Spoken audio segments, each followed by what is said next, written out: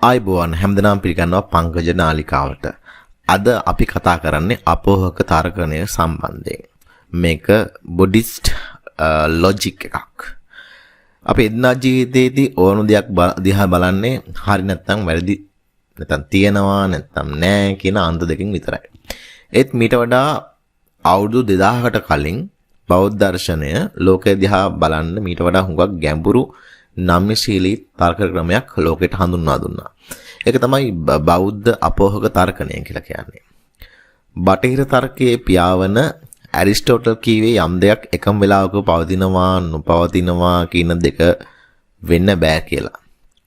ඒත් බෞද්ධ දර්ශනයේදී විශේෂයෙන්ම මාධ්‍යමික නිකායේ නිර්මාතෘවරුන් වන ආචාර්ය නාගාර්ජුන හිමියන් මේ බෞද්ධ සම්ප්‍රදායික සීමාවන් වලට එහා ගිහිල්ලා උන්වහන්සේ පෙන්වලා දෙනවා සත්‍ය කියන්නේ කළු හෝ සුදු විතරක් නෙවෙයි ඒ අතරමැද විශාල පරාසයක් තියෙනවා කියලා.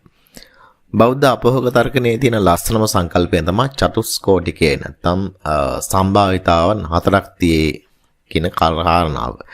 යම් සත්‍යක් දිහා බලන්න පුළුවන් කෝණ හතරක් මේකෙදි පෙන්නනවා. එකක් තමයි අත්ති යමක් පවතිනවා නැත්ති යමක් පවතින්නේ නැහැ. උභය යමක් පවතිනවා වගේම පවතින්නේත් නැහැ.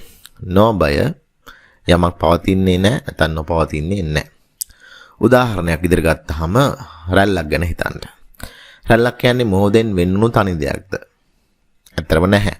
ඒත් රැල්ලක් කියලා දෙයක් අපි දකිනව නේද? එතකොට රැල්ල කියන්නේ මොහොතටද නැත්නම් වෙනම දෙයක්ද? මේ වගේ සංකීර්ණ සත්‍යයක් තේරුම් ගන්න මේ කෝණ හතරම උදව් වෙනවා. ඇයි බුද්ධහමට මෙහෙම තර්ක කරන්නේ? يعني බුද්ධහම මේ විදිහට තර්ක කරන්නේ නැහැ. හේතුව තමයි පටිච්චසමුප්පාදය. ලෝකයේ කිසිම දෙයක් තනියම පවතින්නේ නැහැ. හැම දෙයක්ම පවතින්නේ හේතු මත යැපෙමින්.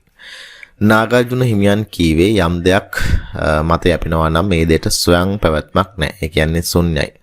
අපෝහක තර්කණයේ මුළු අරමුණම අපේ මනසේ තියෙන තද ඇලීම් හා පටු රාමු කරලා දාලා ලෝකයේ පවතින සැබෑ ස්වභාවය අවබෝධ කරගන්න දෙන එකයි. සංකීර්ණ බෞද්ධ අපෝහක තර්කණය සරලම කිව්වොත් එයා අපේ මනසේ සීමාරාම වලින් නිදහස් කරමින් අලුත්ම මෙවලමක් ඇත්තටම නවීනම ක්වොන්ටම් භෞතික විද්‍යාවට බව කියන්නේ බෞද්ධ තර්කණයට ගැලපෙන මේ මතවාදී අන්තවාදී නොවන අදහස්ම තමයි ඇත්තටම. ඉතින් මේ වීඩියෝ එකකින් තර්කන ශාස්ත්‍රය ගැන ඔබ අලුත් දෙයක් ඉගෙන ගත්තා නම් වීඩියෝ එක ලයික් කරන්න, ෂෙයා කරන්න, ඔබගේ අදහස පහලින් කමෙන්ට් කරන්න අමතක කරන්න එපා. ඒ වගේම මේ වගේ තවත් වීඩියෝ බලන්න ඕන නම් අපිට අපේ channel එකට subscribe කරන්න. අපි ආයෙත් හම්බෙමු.